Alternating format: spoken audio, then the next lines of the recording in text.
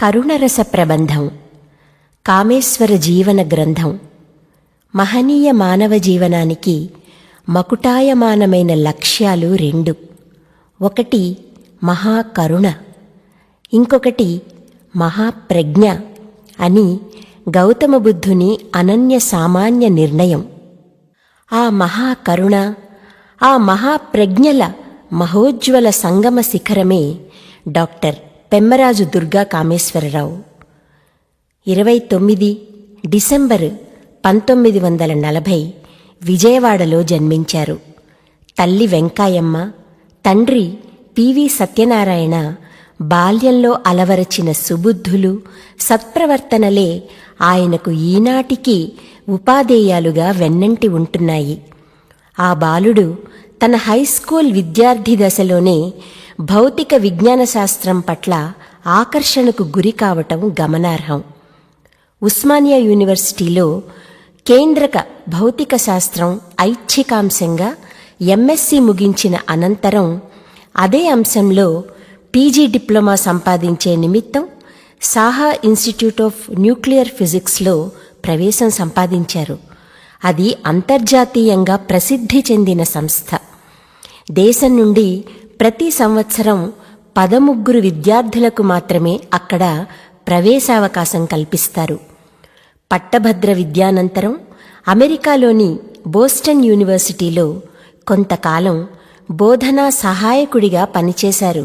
కానీ అక్కడి యాజమాన్యంతో కొన్ని మౌలిక సూత్రాలపై విభేదాలు పొడచూపటంతో బోస్టన్ యూనివర్సిటీ నుండి నిశ్శబ్దంగా, నిరాక్షేపంగా నిష్క్రమించి న్యూజెర్సీకి చెందిన న్యూబ్రెన్స్విక్లోని రట్గర్స్ యూనివర్సిటీలో ప్రవేశం పొంది అందులో నుండే పీహెచ్డీ పట్టా సాధించారు.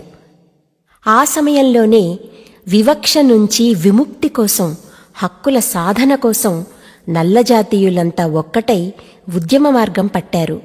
వారికి బాసటగా కామేశ్వరరావు నిలిచారు. అప్పుడే పీడీకే రావు మనసులో తీవ్ర కల్లోలం మొదలైంది. 100 ఏళ్ల పరాయి పాలనలో మగ్గిన నా దేశం, స్వదేశీయుల రాజ్యంలో కూడా ఇప్పటికీ పేదరికం, అసమానతలు, నిరక్షరాస్యతలతో సతమతమవుతున్న నా మాతృభూమి పరిస్థితి ఏమిటి? అక్కడ అన్ని సమస్యలున్నాయని తెలిసి నేను ఇక్కడ ఉండిపోవడం ఏమిటి?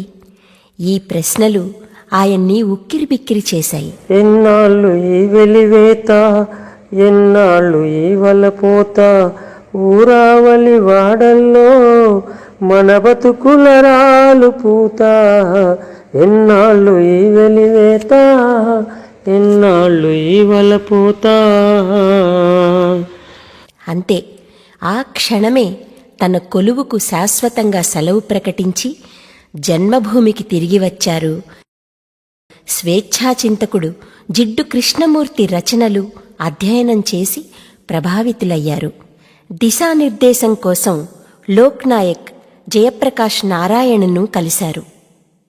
సమసమాజ స్థాపనే జీవితాశయంగా బతుకుతున్న వినోబా భావే సూచనలు, సలహాలు తీసుకున్నారు.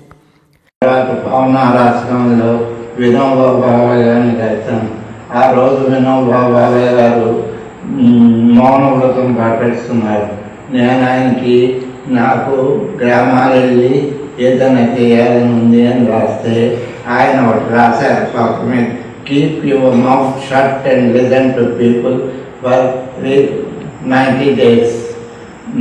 Keep your mouth shut and listen to people for 90 days. అది ఇంచుమించు నేను పాటించాను.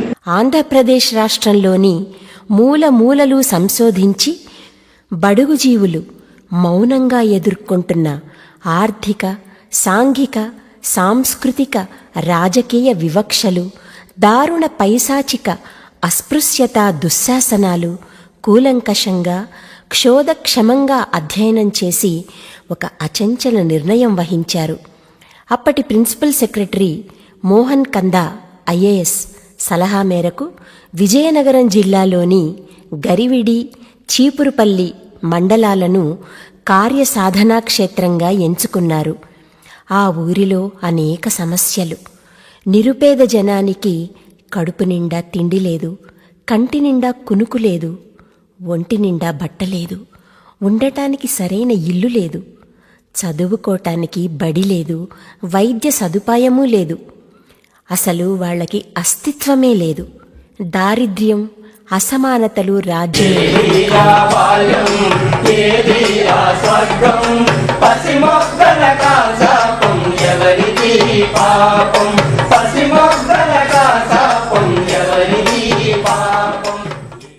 సరిగ్గా అప్పుడే ఆ దురవస్థలో స్వేచ్ఛ, సంక్షేమం లక్ష్యాలుగా నిర్ణయించుకున్న మహామనీషి, ఈ కాలపు సామాజిక శాస్త్రజ్ఞుడు, కాంతిదాత, శాంతిదూత డాక్టర్ పీడీకే రావు అడుగుపెట్టారు. అధోజగత్ సహోదరుల సౌభాగ్య సంక్షేమాలే తన జీవిత లక్ష్యాలుగా నిర్ణయించుకున్నారు. పేదల జీవితాలను ప్రత్యక్షంగా చూశారు. వారి సమస్యలు తెలుసుకున్నారు. పశువుల పెంపకం, రుణాల విషయంలో వారికి జరిగిన అన్యాయం గురించి విని అది నిజమేనని నిర్ధారించుకున్నాక ఆ అవినీతి విషయంలో అలుపెరుగని పోరాటం చేసి ఆ ఊరి ప్రజలకు న్యాయం చేశారు. అది ఆ ఊరి విజయం. అదే ఆయన మొదటి విజయం.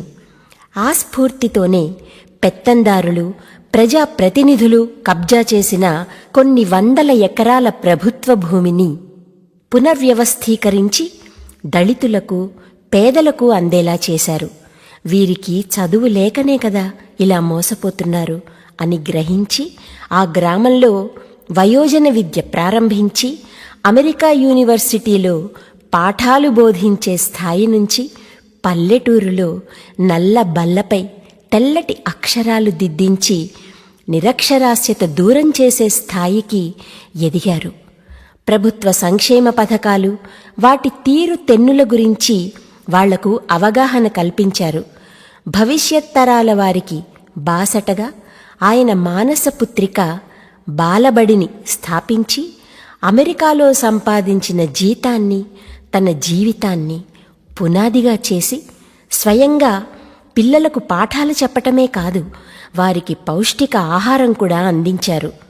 కొన్ని వందల బాలబడులకు పునాది వేసి వాటి అమలుకు ప్రణాళిక సిద్ధం చేశారు. ఈ బాలబడిలో ఎటువంటి పుస్తకాలు ఉండవు, హోంవర్క్ ఉండదు, బెత్తాల దెబ్బలు ఉండవు. మాస్టారు ప్రేమగా ఆటపాటలతో పాఠాలు చెబుతారు. పిల్లలు అంతే ఆసక్తిగా పాఠాలు నేర్చుకుంటారు. ఈ బాలబడులు పిల్లల్లో సహజ సిద్ధమైన సృజనాత్మకత వికసించే విద్యాలయాలు. పనికి కాదు ఓరి పిల్లడా, నీవు పాఠశాలకెళ్ళాలి ఓరి పిల్లడా. పనికి కాదు ఓరి పిల్లడా, నీవు పాఠశాలకెళ్ళాలి ఓరి పిల్లడా. చదువుంటే బతుకు ఉంది, చదువుంటే బలం ఉంది, చదువుంటే బతుకు ఉంది, చదువుంటే బలం ఉంది, చదువుంటే తెలివి ఉంది, చదువుంటే డబ్బు ఉంది, చదువుంటే తెలివి ఉంది, చదువుంటే డబ్బు అలా ఉంది. ఎండిపోయే చెట్టు కాదు ఓరి పిల్లడా, ఆకు పువ్వులున్న చెట్టు చూడు ఓరి పిల్లడా. అలా ఎండిపోయే చెట్టు కాదు ఓరి పిల్లడా, ఆకు పువ్వులున్న చెట్టు చూడు ఓరి పిల్లడా. చదువుంటే బతుకు ఉంది, చదువుంటే బలం ఉంది, చదువుంటే బతుకు ఉంది, చదువుంటే బలం ఉంది, చదువుంటే తెలివి ఉంది, చదువుంటే డబ్బు ఉంది, చదువుంటే తెలివి ఉంది, చదువుంటే డబ్బు. అలా ఎండిపోయే చెట్టు కాదు ఓరి పిల్లడా, ఆకు పువ్వులున్న చెట్టు చూడు ఓరి పిల్లడా. అలా ఎండిపోయే చెట్టు కాదు ఓరి పిల్లడా, ఆకు పువ్వులున్న చెట్టు చూడు ఓరి పిల్లడా.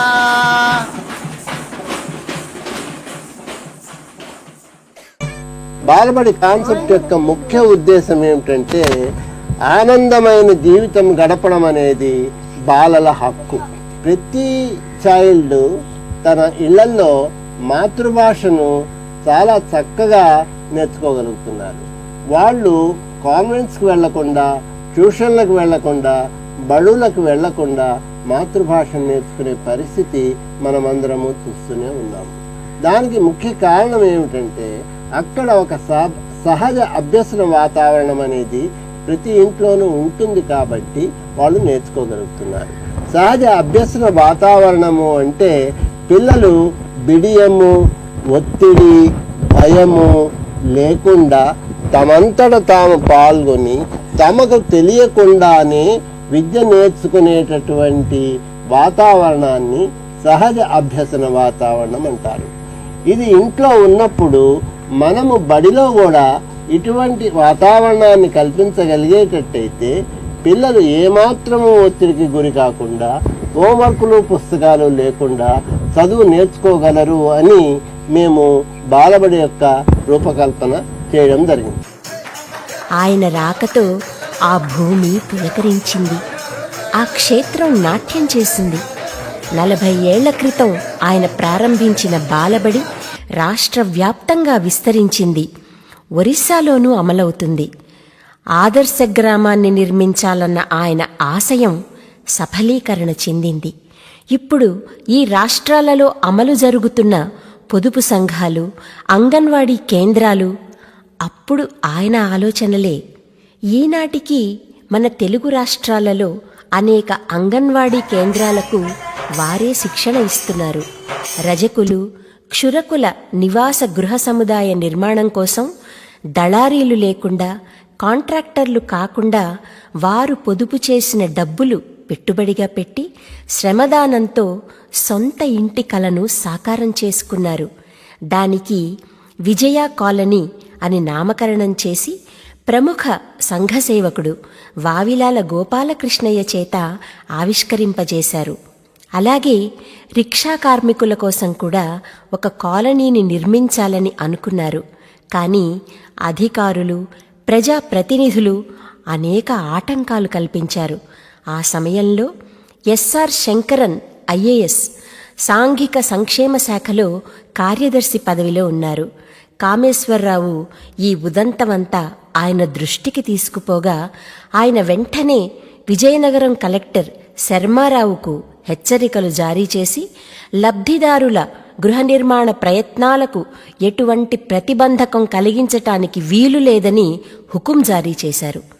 ఆ రోజు కుల, మత, వర్ణ, వర్గ విభేదాలను, విచక్షణలను తీసి తుంగలో తొక్కి అసమానతలకు అతీతంగా ఆ కాలనీ నిర్మించబడింది. సమానత్వమే సమగ్ర అభివృద్ధికి పునాది అయ్యింది. సమానత, మానవత, సమైకతలు వారి జీవన విధానానికి దివిటీలుగా వారి జీవితాలు వెలిగిన రోజు. రిక్షా కాలనీ ప్రాబ్లం సాల్వ్ అవ్వడానికి 7 years పట్టింది. 7 years అయిపోయిన తర్వాత పట్టాలు ఇచ్చే టైంకి వాళ్ళు వచ్చారు, బీసీలు వచ్చారు. బీసీలు వచ్చి మేమంతా ముందుంటాము, ఎస్సీలని వెనక పెట్టండి అన్నారు. అప్పుడు నేనేం చెప్పానంటే, నేను ఒక సజెషన్ ఇస్తాను, మీకు నచ్చితే మన రిలేషన్షిప్ కంటిన్యూ అవుతుంది, మీకు నచ్చకపోతే వీధిలో కనిపిస్తే హలో ఆదినారాయణ అంటే హలో రావు గారు అనండి అని చెప్పాం. అప్పుడు వాళ్ళు ఏం చెప్తారో మీరే చెప్పండి అంటే, మీరు ఆల్ఫాబెటికల్గా పేర్లు రాయండి, ఆల్ఫాబెటికల్గా పేర్లు రాసి ఆ విధంగా ఇల్లు పంచుకోండి అంటే వాళ్ళు 2-3 రోజులు ఆలోచించి మా దగ్గరికి వచ్చారు. ఒక ఆదినారాయణ ఎస్సీ అయితే ఇంకో ఆదినారాయణ గొల్ల పక్కన, ఇంకా ఆ రకంగా ఇల్లు పంపిణీ అయింది. దానివల్ల ఏమైందంటే కమ్యూనిటీ రిలేషన్షిప్ ఇంప్రూవ్ అయ్యి ఇప్పుడు there are love marriages between BCs and ఎస్సీస్. తాను నమ్మిన ఆశయ సాధన కోసం బ్రహ్మచారి జీవితాన్ని వరించి అలుపెరుగని పోరాటం చేస్తున్న నిర్విరామ కర్మయోగి కామేశ్వరరావు. ఈయన ఎప్పుడూ ఏ అవార్డు ఆశించలేదు, గుర్తింపు కోసం తహతహలాడలేదు, గురుత్వం కోసం అహమహమిక లేదు. ప్రేమగా జోలెబాబు అని పిలిచే ఆ ఊరి జనాల మనసులు తెలుసు, మమతలు తెలుసు, మట్టి వాసనలు తెలుసు, మనిషిగా బ్రతకడమూ తెలుసు. తాను పుట్టిన దేశం కోసం, పెరిగిన ప్రాంత స్వాభిమాన పరిరక్షణ కోసం, ప్రత్యామ్నాయ విలువల సంస్థాపన కోసం అవసరమైతే ప్రాణాలు సమర్పించాలి అని త్యాగానికి సిద్ధపడటం తెలుసు. ఆ మహామానవుడు స్థాపించిన శోధన స్వచ్ఛంద సంస్థ అనేక సంస్కరణలు చూసి చేపట్టింది, చేసి చూపెట్టింది. బాలబడులు, వయోజన విద్య, భూమి పంపకాలు, పొదుపు సంఘాలు, అంగన్వాడీ కేంద్రాలు, ఆరోగ్య రక్షణ శిబిరాలు, కుల విచక్షణారహిత కాలనీలు దేశ చరిత్రలోనే అపూర్వ సంఘటనలు. ఆయన సాధించింది కేవలం ఆర్థిక విజయాలు మాత్రమే కాదు, స్థిరమైన సమ్మిళిత అభివృద్ధికి, సామాజిక సమత్వానికి నిర్మించిన బలమైన పునాదులు. ప్రజల అవసరాలను తీరుస్తూ, వారి భాగస్వామ్యాన్ని ప్రోత్సహిస్తూ, లాభాపేక్షకు బదులు సేవకు ప్రాధాన్యం ఇస్తూ మలుపుదిద్దిన పొదుపు సంఘాలు ప్రతి మహిళ చిన్న పొదుపుతో మొదలుపెట్టి పెద్ద ఆర్థిక కార్యకలాపాలకు ఆలంబనగా నిలిచింది. అంతకుముందు మేము చాలా పేద పరిస్థితుల్లో ఉండేవాళ్ళం. కట్టుకోవడానికి తినడానికి కూడా చాలా పేదరికంగా ఉండేవాళ్ళం. ఈ పొదుపు సంఘాలు పెట్టిన తర్వాత ఈ పొదుపుల ద్వారా మమ్మల్ని అభివృద్ధి పరిచారు. మొత్తం మా సంఘాలన్నీ కలిపి 8,06,000 సేవింగ్ చేసుకున్నాము. మాకు బ్యాంకు నుంచి లోన్ 20,60,000 వరకు మాకు లోన్ వచ్చింది. ఇలా లోన్లు అవి వచ్చేటప్పుడు మా సంఘాలందరూ కూడాను వాళ్ళ యొక్క అభివృద్ధికి కొంతమంది వ్యాపారాల కొరకు, కొంతమంది ఆవులు అటువంటివన్నీ కూడా కొనుక్కొని వాళ్ళు అభివృద్ధి చెందడం జరిగిందండి. అతడు పాలకుడు కాదు, నాయకుడు కాదు, కులోన్మాది కాదు, మతోన్మాది కాదు, గుణం మనిషి, గణం మనిషి. ప్రతి గ్రామంలో, ప్రతి గృహంలో, ప్రతి మనిషి శ్వాసలో, ప్రతి సంస్కర్త ధ్యాసలో ఆయన కదిలించిన చైతన్య తరంగం చిరంతనంగా ఉద్యమిస్తూనే ఉంటుంది. ఆయన రగిలించిన విప్లవ జ్వాల నిరంతరంగా ప్రజ్వరిల్లుతూనే ఉంటుంది.